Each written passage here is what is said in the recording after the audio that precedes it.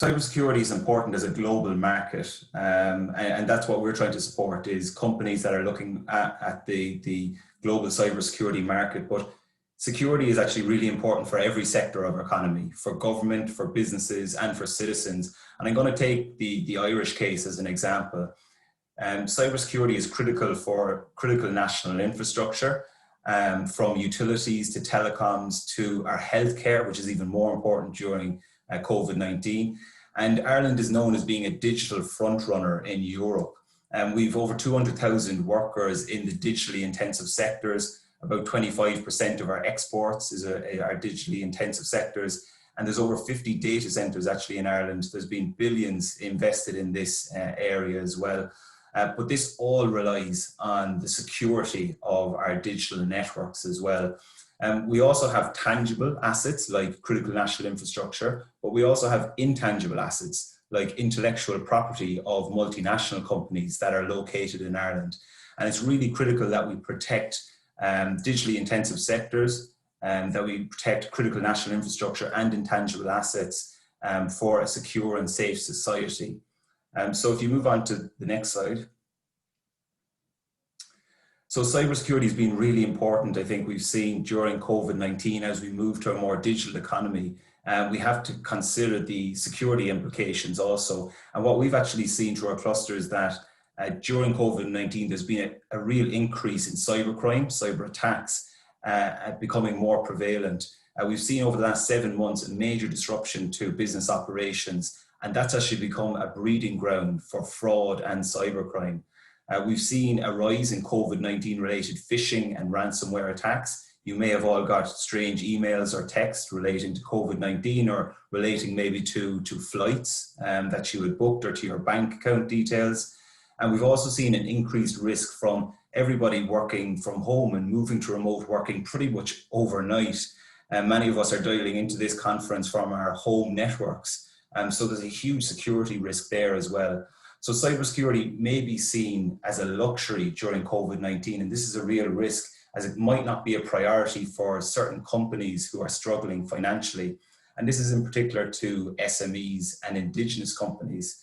So there's an increased risk there for the actual individual company, but also the supply chain that company is part of, possibly supplying into larger companies and multinational companies in a global value chain. So this has actually led to an influx of cyber criminals who are gaining financially from the impact of this pandemic.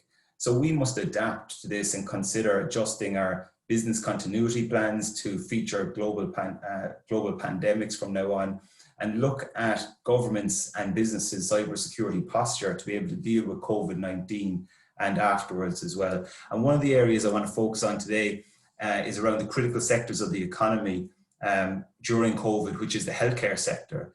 And internationally, there's actually been a number of incidents affecting health services since the beginning of this pandemic. One of them was a ransomware attack on Borneo University Hospital in Czechia. There was also other attacks in the US Health and Human Services Department, as well as industrial espionage around COVID-19 treatments and vaccines as well.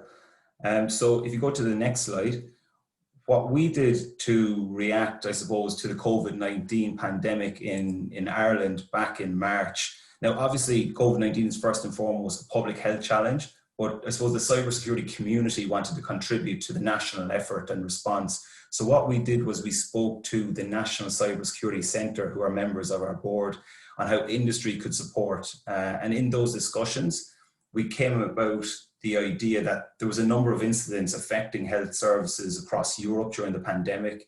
And while the healthcare services in Ireland have a range of measures in place to prevent such incidents from occurring, there's always the possibility of an incident. So that can't be ruled out.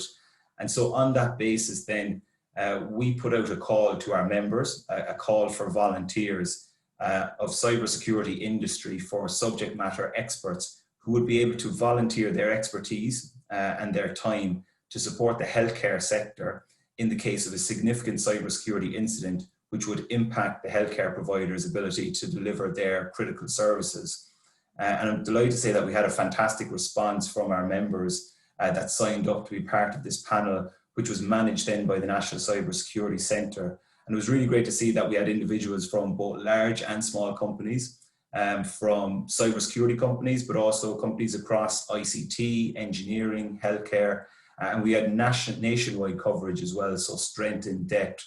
And I'm thankful to say that we didn't have to call on this panel over the past 6 months. Next slide. So how does this relate to accelerating digital transformation? And I've been joining the TCI webinars over the past couple of months and found them really helpful in giving me a lot to think about on the impact of this pandemic and how we need to plan for a new, better normal. And I think at this stage, hopefully most countries have moved out of that crisis or shock phase, and we're moving into the period where we are living with the pandemic. And there's obviously been a huge economic impact, but as we move to a more digitally connected world, this brings security challenges with it that we need to address. And if we are to move to this kind of new transformative phase of sustainable growth, I think that depends on accelerating digital transformation. And there's a critical role there for cybersecurity to shape, I believe, a safer and a more secure world for economies and for societies, both during and after COVID-19. So thanks very much, Casper. Thank you very much for this presentation. Very interesting to hear about a cluster fighting cyber criminals and even COVID-19 cyber criminals. How bad can you be? So if you have any questions, please feel free to ask in the chat. I know, Vincent, you have also something you want to ask about. Yes, I will have this one started as we will probably receive some questions. So this one for you. What is the biggest challenge for integrating the cybersecurity as part of the digital strategy or the digital transformation at the organization level? Okay, I think it's a really good question, Vincent. There's probably two areas that we need to look at. One is for the organization is around awareness and a change in mindset. So when we're thinking about digital transformation and our digital economy, we also need to think at the very outset around security. And not just security from a business perspective or the economy, we need to be thinking about it from a government perspective and for our citizens as well. And then the second part of that probably ties in very closely to it is education. We need to be able to educate and upskill our workforces to take advantage of this digital transformation. But we also need to be able to provide security training as part of that also. There's actually a worldwide shortage of cybersecurity professionals, and it's estimated that there's going to be over 1 million unfilled cybersecurity jobs globally by 2022. So this is going to be a major challenge for economies in fighting against cybercrime. But on the other side of it, it's also going to be a major opportunity for the regions that can adapt quickly and provide the cybersecurity talent, because that's where the jobs are going to go. Thank you. Any question from the chat? I have a question myself here. Did you implement any cybersecurity measures yourself in your cluster? Because I've heard from the Danish digital cluster, they were very anxious about making webinars and online things because they thought people are going to have too high expectations for them because they're going to be experts in making detailed things, but they're actually more experts about implementing it in companies and not in their own organization. So did you do any cybersecurity measures or activities in your own cluster? Yeah, at the start, Casper, we actually didn't use Zoom because of the security concerns around it, and that was a recommendation from our members. We used a couple of other communications platforms, and I had a lot of trouble running webinars actually on some of these. I'm not going to name any names, maybe, but we've actually in the meantime moved on back to Zoom now because it's actually the most intuitive one. It's what we're using today. It's the easiest one to use, and I think it's about looking at it from your perspective. Is what you're doing on the webinars, is it public knowledge, or is it something that should not be shared with others outside of the meeting? And if there's any risk that that information shouldn't be shared with the people outside of the meeting, I think you have to assume that it could be seen by other people. So you just have to take that kind of security by design approach, that it's embedded in everything that we do. Thank you very much. I think we will move on to the next speaker now, and maybe while we prepare for the next speaker, maybe the participant could write in the chat like where you're from. I see we have participants from Iceland, from Australia, and we will now move on to Medellin in Colombia, where Ruben would tell about how the digital business clusters are developing some strategies to measuring the level of digital maturity in the development of the companies, the SMEs in your region. So the floor is you, Ruben.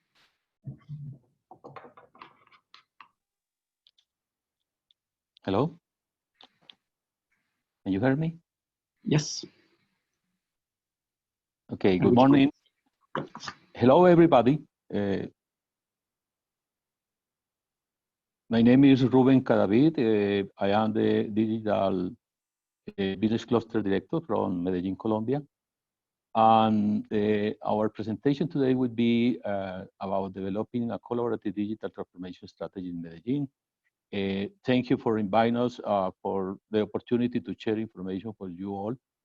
And is our strategy next, Federico, please. I'm going to talk a little about our cluster strategy in Medellin, Colombia. We are based in productive specialization in Medellin and our region, specifically the metropolitan area. We are working in the policy of productive development establishes the priority in the matter of productive beds. It's supported by or based on 5 emerging areas, main areas: intelligent region, advanced medicine and wellness, green sustainable territory. The other is industrial, intelligent productive process, and entrepreneurial and innovation region.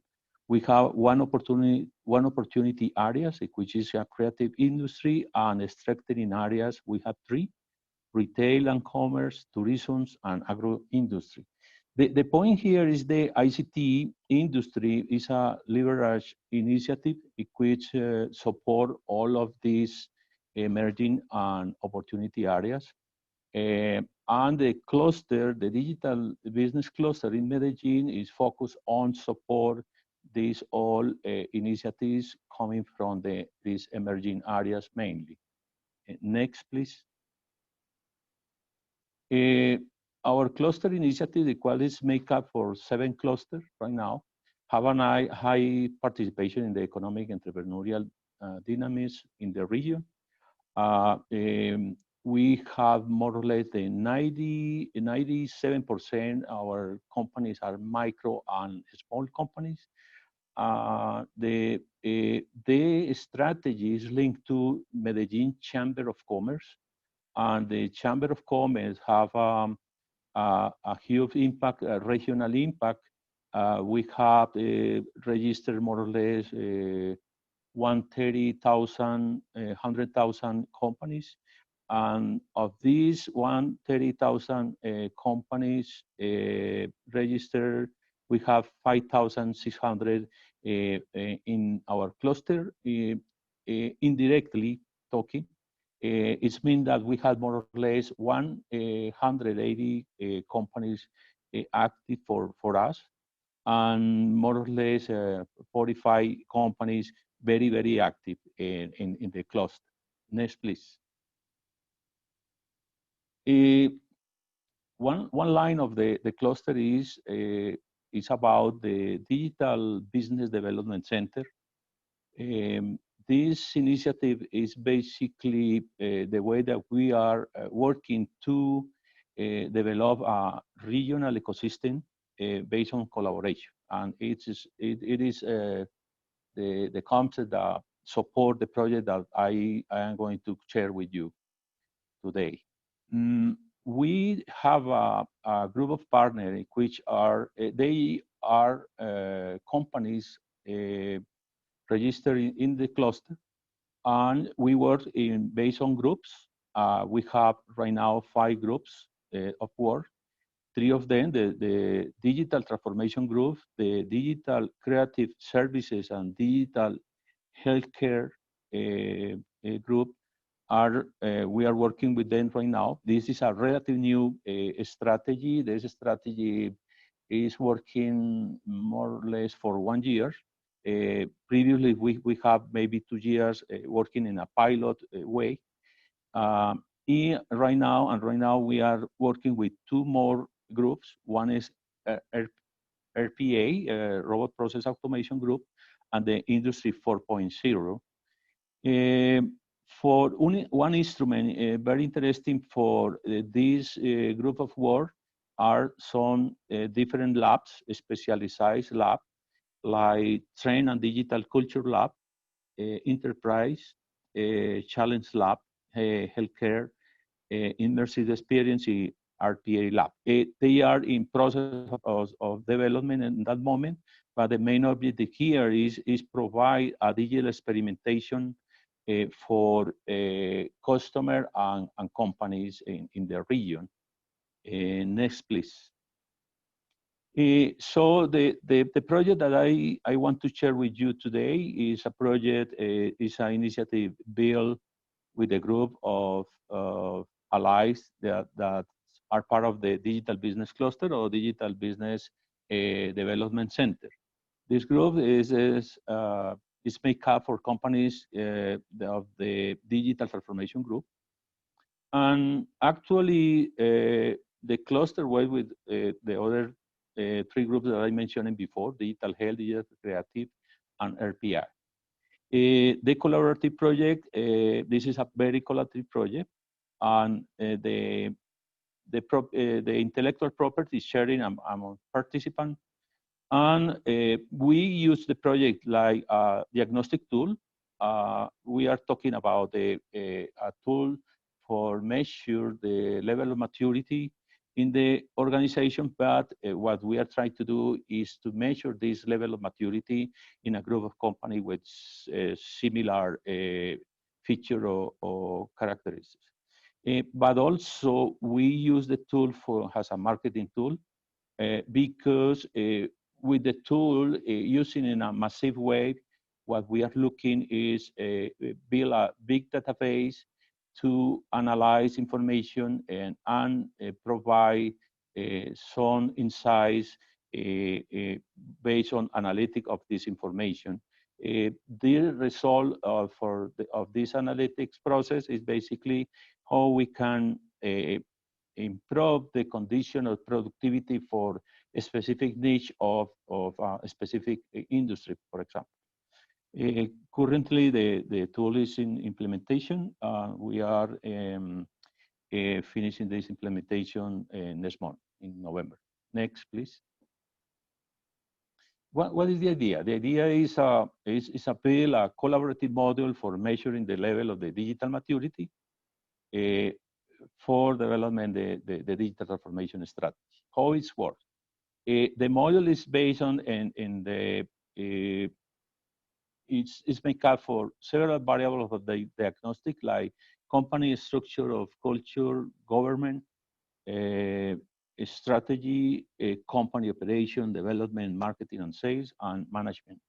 These variables, we use a questionnaire, obviously, and with the questionnaire, the company or the companies basically get a position in the matrix, in the diagnostic module matrix. This matrix is made up for 16 positions, different positions.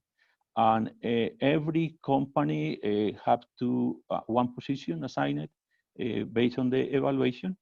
And what we made with this information is basically build a roadmap for the company. But there are 2 main issues here. We take a group of the same sector or subsector, a group of companies of the same sector, because for the project, it's very important to try to the characterization of the group. I want to try with very simple example, a real example that we made before. In the energy cluster, we define, we identify a group to be impacted. We choose a niche of the cluster, specifically the companies, the mid-sized companies with focus on engineering consulting services and engineering design services. For this group of companies, we offer two not solutions, but two different capabilities to develop. One was based on RPA, and the other in analytic process with obviously big data. The company was selected, and they can choose one of those two issues to improve the capability of the company. When we can build the roadmap for digital transformation process for this group of companies that we choose, originating economy of the scale. This is the reason why we need to characterize the characterization for the group of companies. Next. In that way, when you choose a group of company with these similar characteristics or needs, we basically define a roadmap for this group with some specific services. Maybe they can choose in between 1, 2, or 3 services, but we generate this economy of scale. And in that way, we can impact the companies for evolution in digital transformation or for reactivation, for a reactivation plan. In that way, finally, each company have an individual plan for implementation, but founded in a very similar impact of this company of the group. Next, please. Just finishing, we have 3 sectors prioritized to work for next year. One in textile fashion for the fashion cluster, one in healthcare for Medellin Health City cluster, and the third group is commerce and retail. Is for FENALCO Association. Is a national association related with retail business. The impact for this process is we have the idea is basically to impact 15 or 20 companies for each group. It would be 45 to 60 companies impacted, at least in productivity. We think in productivity would be 15 to 25% in improvement. We estimate that we are involving 15 or 20 local IT companies. A good final outcome will be the community construction between both sides, because the idea is that to build some community, improve the ecosystem based on this relationship between the two sides of the equation. Next, Federico. Okay, this is my information for Medellin, from Medellin. If you have some requests, or do you want, or you need more information, but let me know. Okay, that's all for my presentation. Thank you, Ruben, very much. Very interesting to hear about how you make it working in depth with your companies on making the digital transformation. I'm absolutely sure that Vincent has a very, very good question for you. Yes, and don't hesitate to send questions on the chat as well. We'll take some as they enter. I was wondering if during the build-up of your diagnostic and how you settle, let's say, the common project that come from being able to establish the different community of stakeholders that fit with your roadmap, that create, let's say, group of company that will be able to start RPA or Industry 4.0 project. How do you see them going along with those project as group, let's say, after your diagnostic, you know, to have them activated those projects that you highlight, so that doesn't go on shelves? Okay, we made the evaluation, the maturity level evaluation for the companies. we made a previous screening for the companies.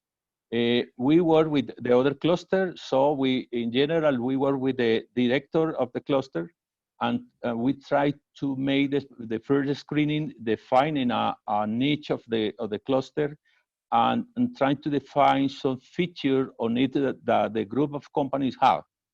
This is the first screen, the first screen, and the second is after evaluation, we have additional information or information about the behavior or the situation that the group of companies have. With the result, we can define if it's possible create a group of companies to be impacted in a specific topic, or we maybe can identify a project for all of them. For example, we can identify in a style and fashion cluster that they need a digital channel for selling, and that way we can recommend for them basically a platform to participate all the company that platform, and they can sell together using the platform. So the result, the outcome are very different, because in one option, the first one, we can define one topic, but to work individually for each company. In the second one, is a collaborative project where they build a solution, a platform to sell in a better way using a digital channel to provide their products. So this is the way. So what you're doing is you're building the program that you have built with the diagnostic help you also to generate other project for your cluster. We have several projects, different projects for the cluster. We build a service, a product right now, which is named something like agile digital transformation process. We build with 4 companies of the same group, for example. But we also have a group in the creative industry to provide services relating with the virtual reality and augmented reality or mixed reality in different fields for the companies also. So many different initiatives right now. Thank you very much. Yeah, thank you very much, Ruben. Nice to hear that the future is already here with mixed reality and artificial intelligence and whatever. And now we're going to move on to the European Cluster Manager of the Year, the current one, Bianca Muntean from the Transilvania IC cluster from Romania. And Frederick, I know she's going to start with a video, so maybe you can prepare this one. Bianca is going to tell about the digital innovation hubs. That is a really big initiative by the European Union to accelerate digitalization of the European SMEs. So if you play the video now.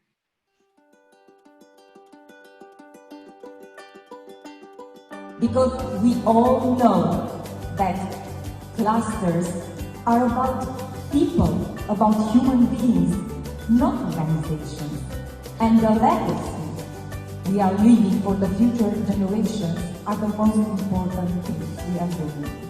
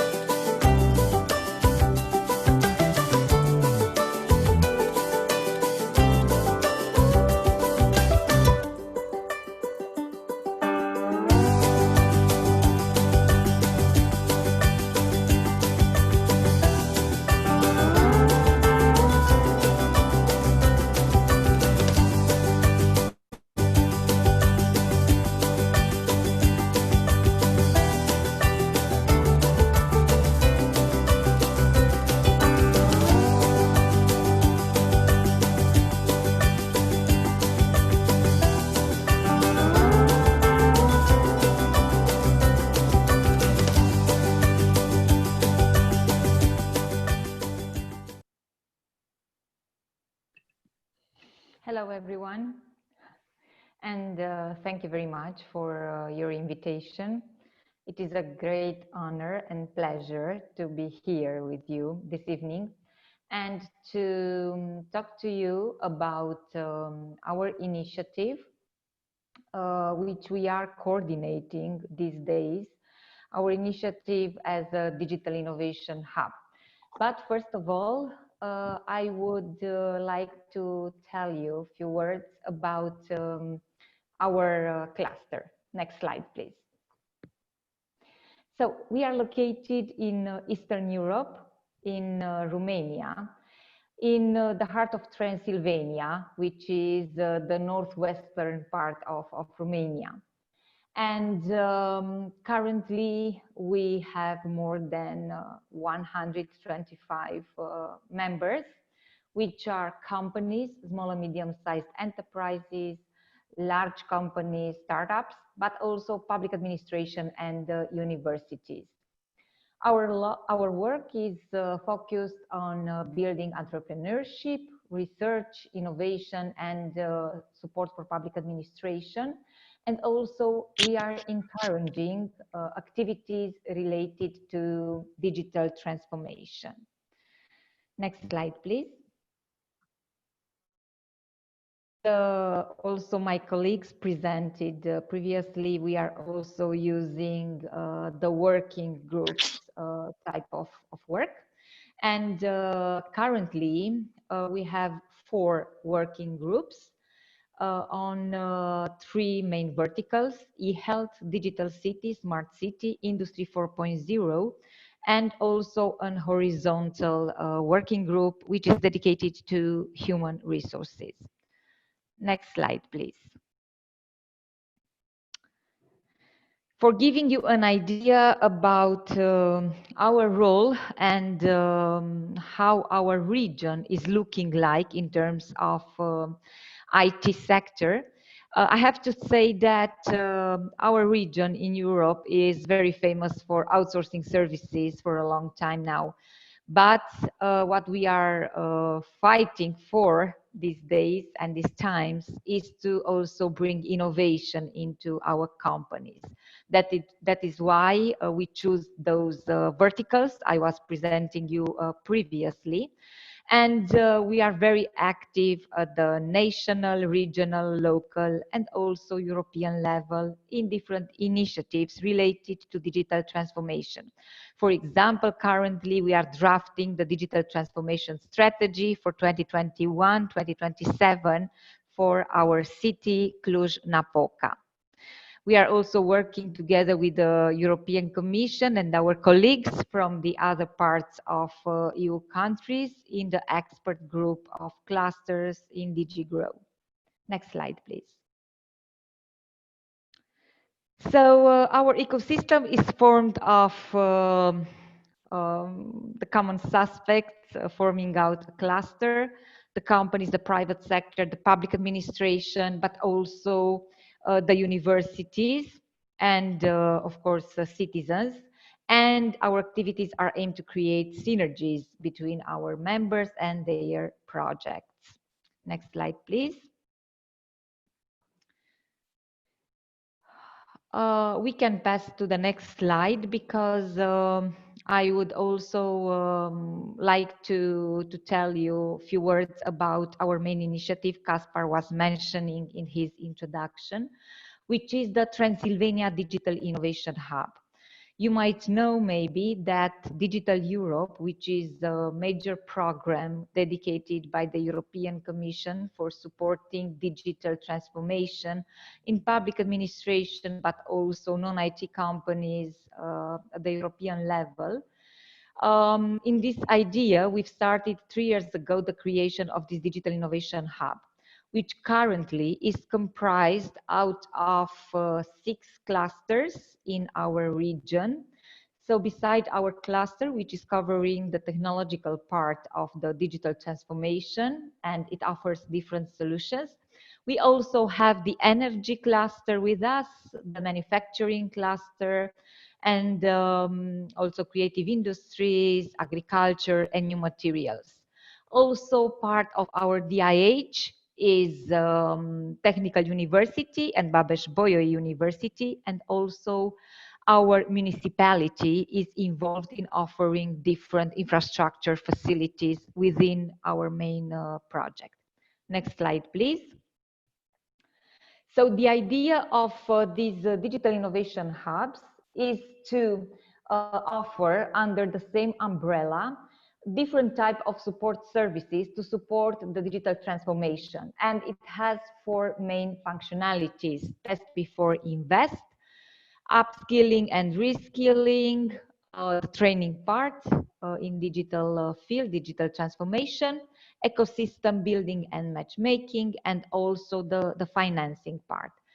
So we are implementing currently this digital innovation hub together with the stakeholders I've mentioned before, but these are only part of the governance structure, because we have many more actors involved coming from different parts of northwestern region in Romania. And each of these actors have a specific role to play in this digital innovation hub. For example, we have the small and medium-sized enterprises, which are offering technology and digitalization solutions on one hand, but we also have those SMEs interested in digital transformation services. We are having startups which are offering different type of solutions and which they have this agility and are capable to scale up quite quickly.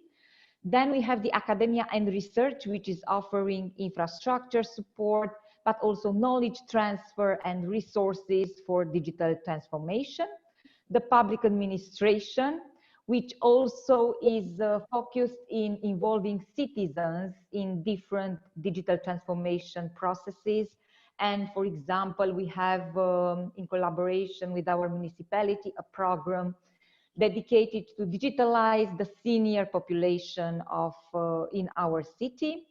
The clusters play an important role, and actually the clusters are ensuring the base of functionalities in our digital innovation hub. And also we activated the lab functionality. Thank you very much. We can go to this last slide.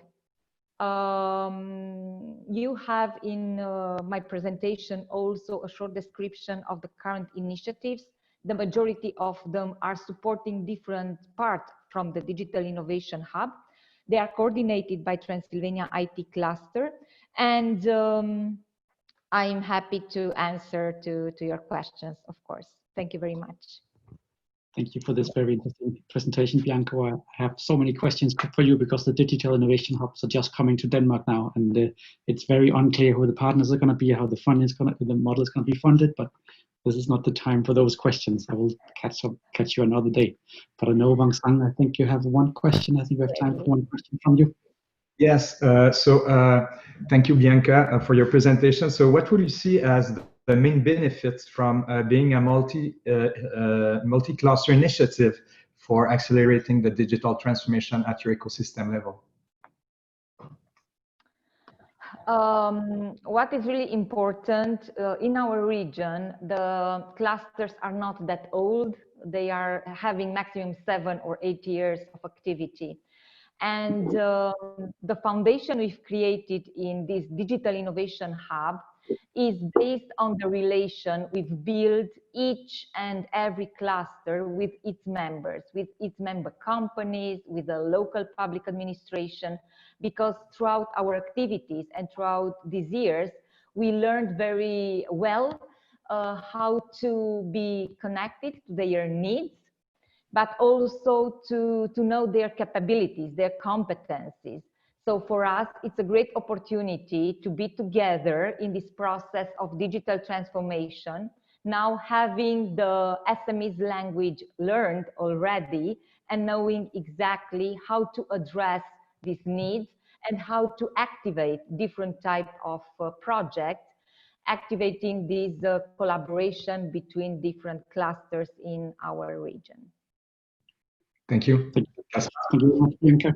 And I will go to the last speaker, all the way from Brazil. where Carlos was telling about how he's been working with new cluster services within I think a healthcare and fashion sector.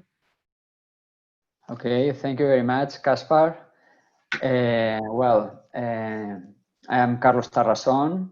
I am Director of Cluster Consulting, and I want to talk today about how COVID is accelerating digital transformation in fashion and health services in the city of Teresina, Brazil. Let's go to the next one, please. We work in Brazil, mainly in different states, but also we have a subsidiary in Peru, and we have been working in Ecuador and Dominican Republic, so mainly Latin America. Next, please. We have a global vision of clusters, so we work in Latin America, but do benchmarking in North America and Europe, and also we participate in conferences like this one from the TCI, but also from other institutions looking for microeconomic policies and the best practices. Next one, please. And our clients are multilateral institutions like the World Bank of Inter-American Development Bank, national agencies for innovation, development, regional governments, and municipal governments, like the case that I'm going to explain. That is the case of Teresina. Next one, please. So Teresina is the capital of Piauí, and we have this Teresina Competitiva program that is working with 3 clusters: health, fashion, and education. I'm going to explain a little bit the first 2. And what is important is that this program is led by the municipality, but is supported by all the other different institutions in the region that work for economic development. Next one, please. So just to position you, Brazil, I guess you know where is it. It's one of the 10 largest economies in the world, and it has 17 states. And Piauí is in the northeast of Brazil. It's a large state, but with only 3 million people. And Teresina is the capital with almost 1 million people, and it represents 50% of the GDP of the state. Is not a very well developed city. And this is why this example is interesting, because even it is not Sao Paulo, but we have seen in this project a very strong impact of digitalization.